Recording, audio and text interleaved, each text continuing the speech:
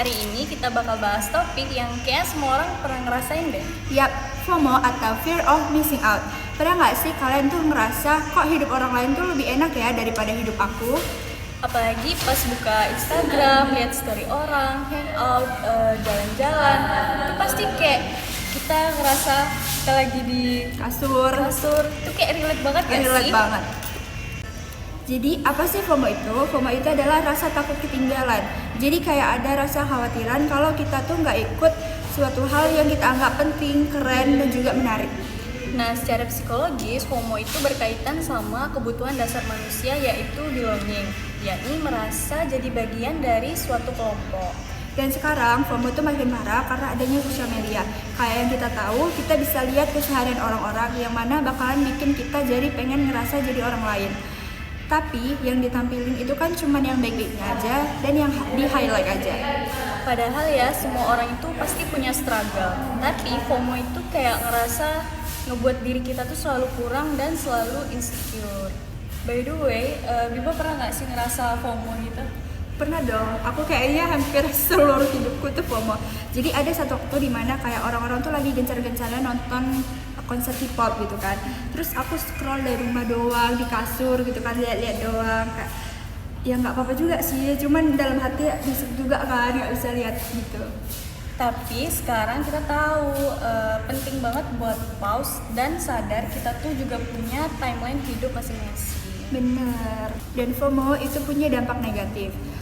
Kalau nggak dikontrol, FOMO itu bisa bikin kita burn out, merasa iri terhadap orang lain, juga overthinking. Bisa juga nyebabin diri kita tuh jadi impulsif, kayak beli barang karena orang lain punya, terus kayak maksa buat ikut acara padahal kitanya juga lagi capek. Dan yang paling parah, kita juga lupa nikmatin hidup kita sendiri. Nah, gimana sih cara ngatasin FOMO? Yang pertama itu bisa kurangi screen time, unfollow ataupun mute akun yang ngerasa buat kamu itu down. Yang kedua apa, Biba? Yang kedua itu adalah praktek bersyukur. Mulai dari hal-hal kecil. Kalian bisa tulis 3 hal yang kalian syukuri hari ini. Yang ketiga itu bandingin diri kalian dengan versi diri sendiri, bukan dengan orang lain. Nah, yang terakhir itu adalah sadari bahwa semua orang itu punya struggle-nya masing-masing. Life is not a race. Dan jangan lupa, you're exactly where you need to be. Kadang kita cuma butuh percaya proses. Ingat ya teman-teman, hidup itu bukan perlombaan siapa yang lebih dulu berhasil. Tapi perjalanan mengenal diri sendiri langkah demi langkah. Lambat pun gak apa-apa, yang penting tetap jalan. Kamu gak harus ikut semua hal biar merasa berharga. Kadang istirahat itu juga suatu bentuk kemajuan. Jadi kalau kamu lagi ngerasa tertinggal, tarik napas dan peluk diri sendiri. You're doing better than you think. Dan gak apa-apa loh kalau kamu belum di sana sekarang. Kamu tetap berharga di sini dan saat ini. Oke deh, itu dia obrolan kita tentang FOMO. Semoga buat kalian yang lagi ngerasa ketinggalan bisa pelan-pelan berdamai sama diri sendiri ya.